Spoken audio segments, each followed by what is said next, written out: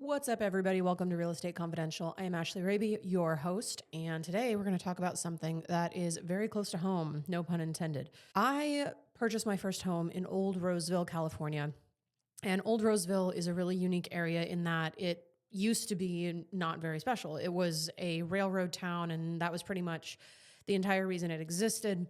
There's some cool history though. So I'm going to talk about that a little bit. And most of the housing around there was built in like the late 1800s, sometimes earlier. But for this particular conversation, we're going to talk about housing late 1800s till about, the 30s, 40s.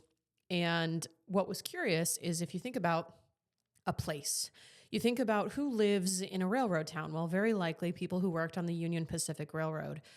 There was probably some other type of labor workers and stuff like that. I know that there were a few Italian families that had like an olive oil factory and they had a indoor turkey factory thing. Anyway, I digress. And the railroad workers had to live somewhere and they didn't want to rent or they didn't want to be in squalor. They would build homes. And back then in the 1920s, we definitely did not have the same building codes that we have today, especially in California. So something that you'll notice is the railroad workers, they would take certain building materials off of the rail cars. So they would take things like what they thought was quick dry cement, railroad ties, metal scrap, wood scrap, and the like. And they would bring it back and they would build their houses with it. One of the things that you'll notice in some of these older homes, because they would skirt the foundation with concrete cinder block, right? Well, in their minds, they did not know this, but stucco, which kind of looks like concrete, like really, really old OG stucco, looks like concrete. And so they would mix it up. But the problem with stucco is that it has no stress properties. So, when it's put under years of pressure, gravity, shifting, ground movement, it's very... there's no structural integrity. So that's why you see, even with brand new homes, you'll notice that there's fissures and superficial cracks that form on the stucco even 1, 2, 3 years after owning a brand new stucco-sided home.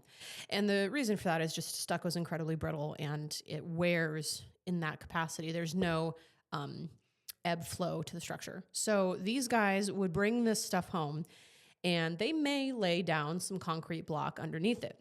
But what you'll see what looks like really janky concrete that's not concrete, kind of mush-mashed on top of the skirting foundation, because all of these homes are on raised foundations, so they're stilted, and they've got either basements or crawl spaces.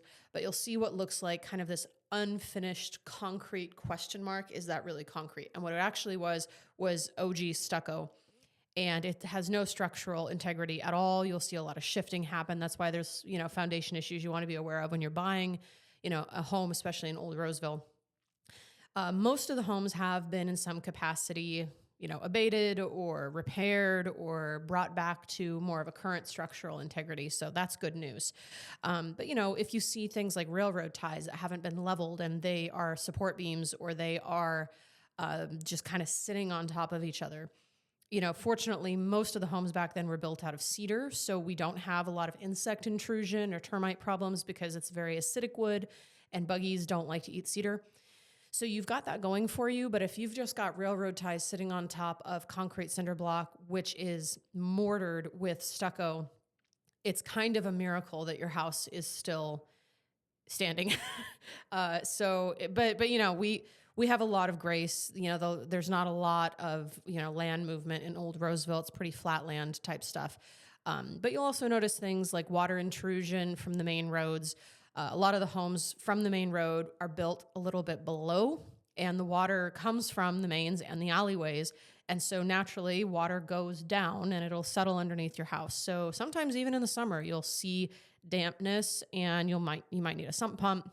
You might need some better drainage, things of that nature. So, I encourage people to always be very vigilant when they're looking at buying a historic home. Historic homes are kind of like vintage cars.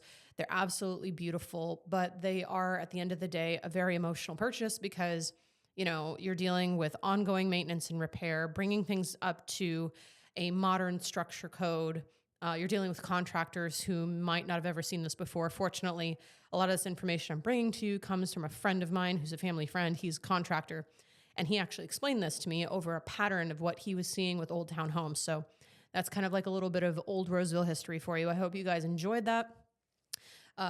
When you go to purchase an old home, anything that's, late 1800s to the early 1900s in California, just don't skip on your inspections. Spend the extra money. If you really want the home and you're really hard set, this is like a 1966 Mustang and you think all it needs is a few tune-ups and grandpa's giving it away.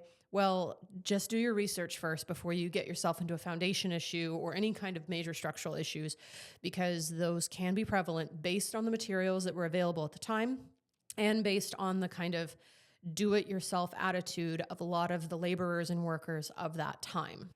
In this segment, I'd also very much like to shout out to the Belvedere Society.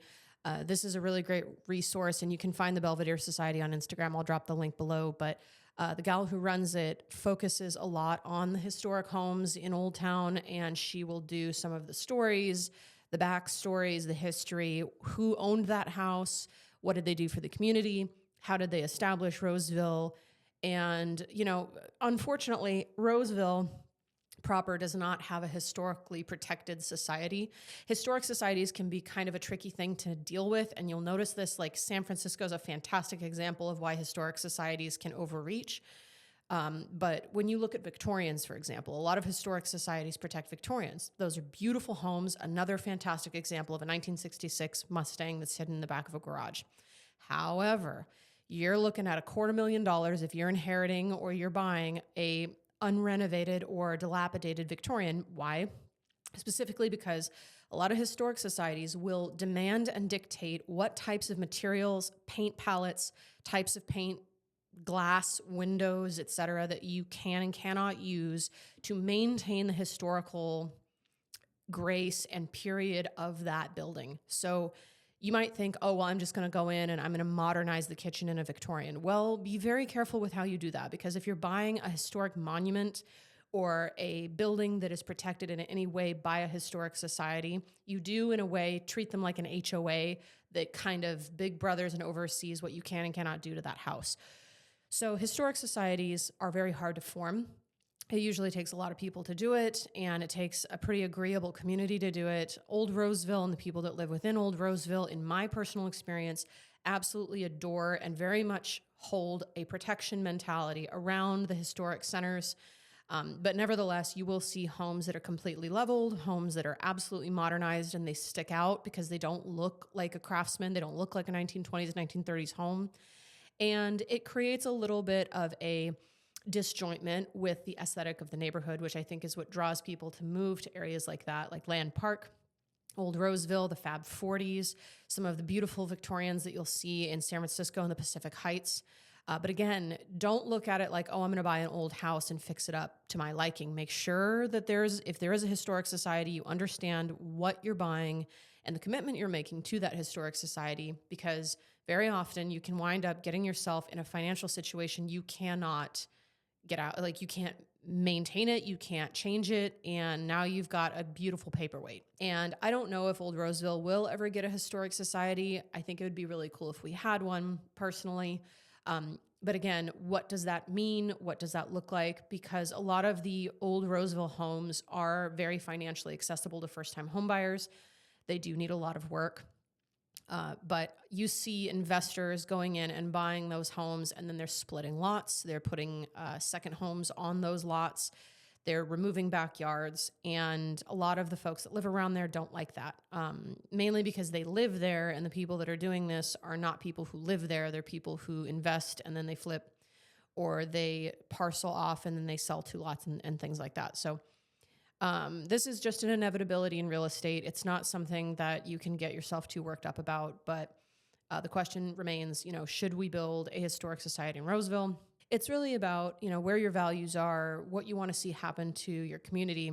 And if you can't protect that community with a historic society or with any kind of other protections, then, do your best, or you're going to have to eventually leave that area, which tends to be a very sad day, because there are families who have been there 2-3 generations deep, and they've got very much a emotional attachment to that space.